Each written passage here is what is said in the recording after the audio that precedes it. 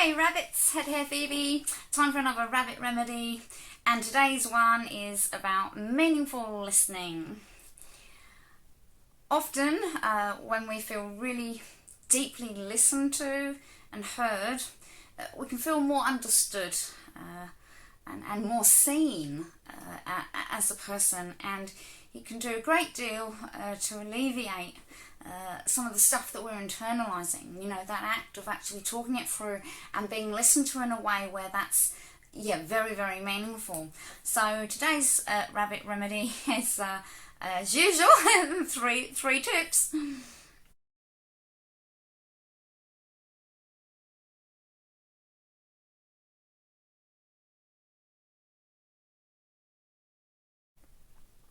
So tip one, this would sound a very obvious one, and it is obvious, but it's obvious because it's very, very important. So that's why I am including it in these videos. And these videos are, they simplify lots of even more nuanced and massive areas of work elsewhere. But there are things that we can all do to improve our experience in all areas of life. So meaningful listening is really important, and that first tip is to not interrupt.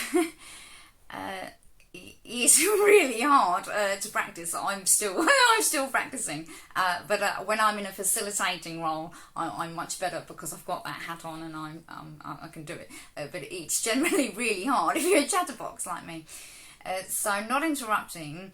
The best way to ensure you're doing that is to really leave quite an ample number of seconds pause when you think someone has finished speaking, and that's the key there, is when you think someone has finished speaking, because sometimes they may not have. They're having a little pause, collecting their thoughts, because they're actually deciding whether or not to say the next bit or how they're going to say it, and they just really need some space, a little bit of time to do that. So a couple of seconds probably won't do it. It can feel awkward, but actually the more you practice it, the easier it gets. Just leaving that little bit of a longer gap is really good, and you can make it less awkward by that real eye contact, a little bit of nodding, perhaps a little noise like "I'm still listening." You want to look at them in a way and have some silent communication there that communicates that you are still listening.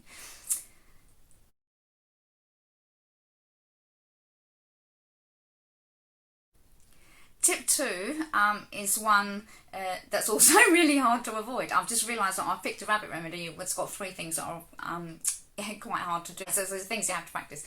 But tip two is to not jump into rescue mode and problem solving mode and come up with lots of solutions and offer advice and the things that you would do and set out a plan of steps that you think the person should take.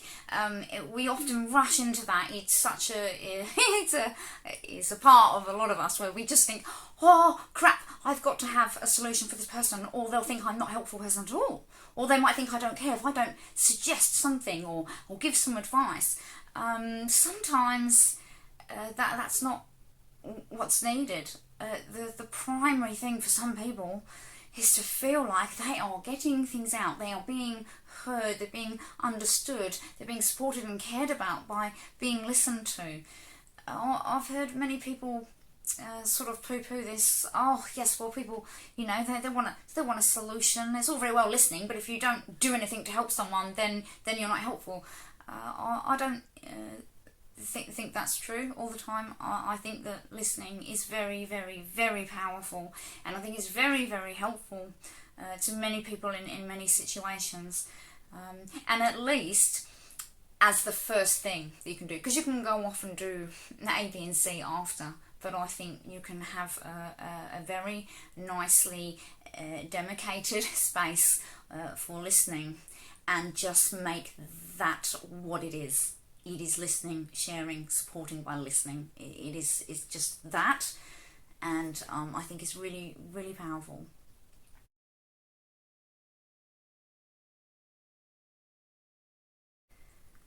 And tip three it sort of relates to tip 2. Some of us, and I still get it now, feel a little bit awkward when we haven't provided the solution. So I've managed to practice the avoid being rescuer, but I often, I'm wondering in my head, there is something I think that might help, but I don't know if that's, you're guessing if the person wants that. So the easiest thing to do in those sort of situations is just to ask. So a really nice way to tip off these 3 little approaches to listening to someone is to say to them, have I listened enough? Is there any more? And do you want to revisit this later and do a bit more thinking around things that you might do? Or is listening just what you need right now? Can you reach out to me if you wanted to go over things that you might be able to do to fix it? Some sort of sentence like that, including things like, well, I'm really probably going to reflect a lot on what you've said. Really get my head around what's going on for you, and thank you for sharing. Leave a door open where that person can then say, if they want to, and they might not even know at that time if they do want to revisit the situation, but it does leave the door open for them to say, well, I did have a couple of ideas, but I wouldn't mind what you think on A, B and C, or I would like to chat a bit more, but for today that was just really great, thanks for listening, etc, etc. So there's a way to meaningful listen to someone, and I hope you might try it out. That's it for today. Wrap it out.